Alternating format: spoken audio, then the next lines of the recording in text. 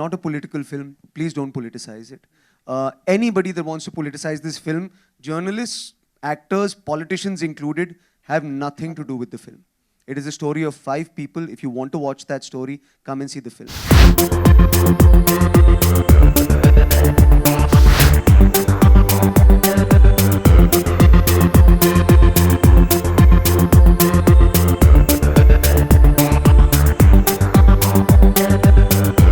Film बनाने में बड़ा चैलेंज था ये, पहली बात तो, क्योंकि ऐसे सब्जेक्ट पे तो एक तो ऐसा नहीं कि पहले जैसे हिंदू मुस्लिम के सब्जेक्ट होता है तो बहुत आसान हो जाता है कि हम बचपन से सुनते आ रहे, मगर ये सब्जेक्ट ऐसा है इंडिया में हिंदुओं ने हिंदुओं को मारने जैसी बात थी।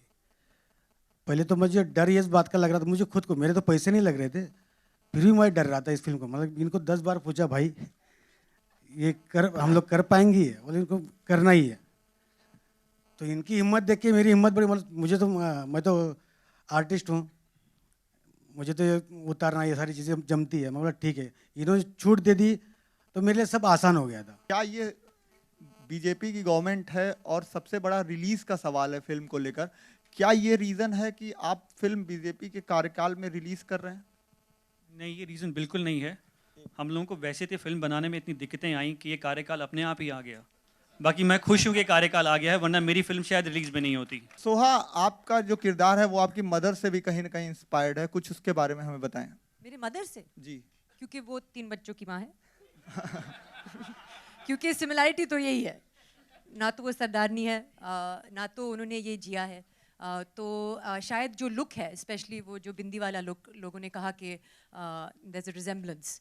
पता नहीं, मैं एक बिंदी लगा देती हूँ तो थोड़ी सी बंगाली लगती हूँ, लेकिन मुझे लगता है कि मैं काफ़ी पक्की सीखनी लग रही हूँ इस फिल्म में। अच्छा, टैक्स फ्री की भी बात हो रही है कि आप लोगों ने टैक्स फ्री के लिए अप्लाई किया है, कुछ तो उसके बारे में कुछ बताएं।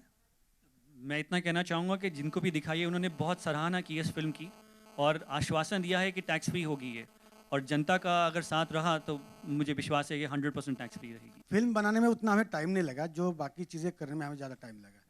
फिल्म का शूट है, 65 दिन का शूट है, वो हो गया। उसके बाद हमें जो तकलीफें आई वो सेंसर बोर्ड के लिए ज़्यादा आई। क्या क्या तकलीफें आई सर? एक तो पहली बार जब हमने फिल्म दिखाई सेंसर बोर्ड वालों को, तो पहले तो रिजेक्ट कर दी फिल्म, क्योंकि आप क्यों ये दोबारा फिल्म लोगों को दिखाना चाह रहे हैं।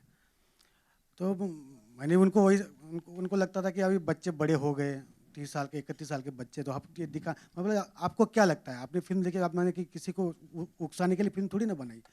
मैं तो उन हिंदुओं को फिल्म बनाई है जो देखे, ज़रूर देखे कि दोबारा ऐसी घटना ना करे, कि हमने जो किया उस दौरान बहुत गलत किया, ये दिखाने की कोशिश हमने उस फिल्म में की। Soha, you just said that शायद 1984 के victims को justice नहीं मिलेगी, ये बात तो साफ है। Why would you say so? Is there no hope at all?